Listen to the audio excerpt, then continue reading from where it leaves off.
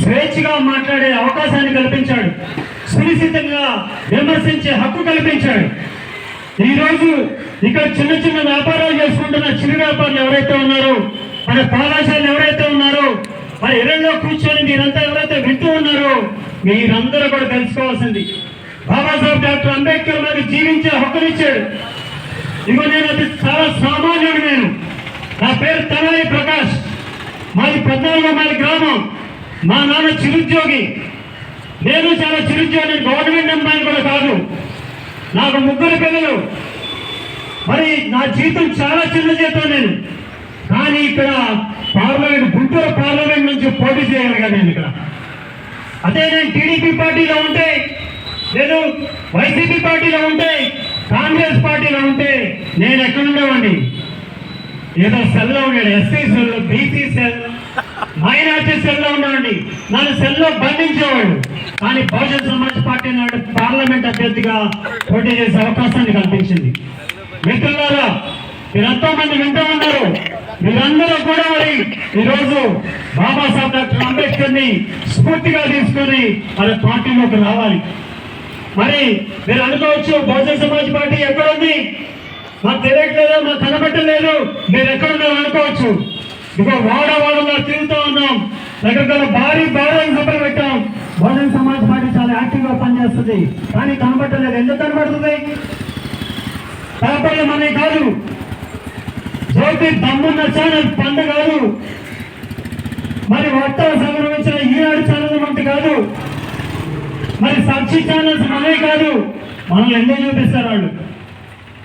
మరి వాడవాడలో ఈరోజు మరి ధైర్యంగా మరి ఏరియాలో మన జెండాను ఆవిష్కరించుకున్నాం. ఇది ఎక్కడైనా కవర్ అవుతుందో? ఎక్కడ కవర్ కాదు. మనకి ఇక్కడ బైబిల్లో చెప్పినట్టు ఒక సామెత, ఒక ఐదు, పంట విస్తారంగా ఉంది, కోతవారు కరువయ్యారని. మరి మీరందరూ కూడా మరి యొక్క బహుజన్ సమాజ్ పార్టీలోకి వచ్చి ఆ పంట కోసే కార్యక్రమాన్ని చేపట్టాలి. ఇంకొక మాట మాట్లాడి ముగిస్తా. ఆర్టికల్ 32 ఉంది. ఆర్టికల్ 32 ఏం చెప్తుంది? మరి బాబాసాహెబ్ ఇచ్చిన ఇంకొక అస్త్రం అది. మరి ఏ మాత్రం కూడా మీ జీవించే హక్కుని కావరాసినా, ఏ మాత్రం మీకైనా చిన్న ఇబ్బంది కలిగినా మీరు డైరెక్ట్ గా సుప్రీంకోర్టుకి, పార్లమెంట్ కంప్లైంట్ చేయొచ్చు. మరి మంచి అవకాశాన్ని భారత రాజ్యాంగం రాయటం ద్వారా అంబేద్కర్ మనకు కల్పించారు. మరి ఇంకొకటి, మరి అంబేద్కర్, బాబాసాహెబ్ అంబేద్కర్ ని మనం చాలా మంది చెప్తారు, ఆయన ఒక వర్గానికి, ఒక దళిత లీడర్గా కట్టుబడేసింది. ఆయన ఏం చెప్తా ఉన్నారు? మన అందరికీ ఓటు కల్పించారు. మరి ముఖ్యంగా మహిళలు, చిరు వ్యాపారం చేసుకుంటున్న మహిళలు, ఊళ్ళో ఉన్న, ఈ గ్రామాల్లో ఉన్న ఇళ్ళలో, అలానే ఇళ్ళలో ఉన్న మహిళలు గమనించాలి. మరి బాబాసాహెబ్ అంబేద్కర్ మీ అందరికీ హక్కునిచ్చాడు.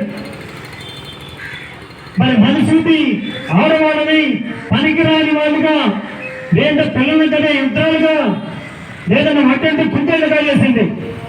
మరి వాళ్ళకు కూడా బాబాసాహెబ్ అంబేద్కర్ సమాన హక్కు కల్పించారు. అది ఓన్లీ దళిత స్త్రీలకి, ఎస్సీ స్త్రీలకి, ఎస్సీ స్త్రీలకి, బీసీ స్త్రీలకు మాత్రమే కాదు, అగ్రవర్ణాల్లో ఉన్న స్త్రీలకు కూడా ప్రతి ఒక్క స్త్రీకి హక్కు కల్పించారు.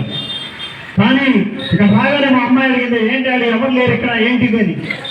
మరి ఇందాక అమ్మాయి క్వశ్చన్ అడిగినట్టుగానే మరి ముందు విలనే చేస్తాడు, హీరో చివరిలో వస్తాడు. రాబోయే బహుజన్ సమాజ్ పార్టీ కాలం ఇది. రాబోయే కాలం అంతా కూడా బహుజన్ సమాజ్ పార్టీదే.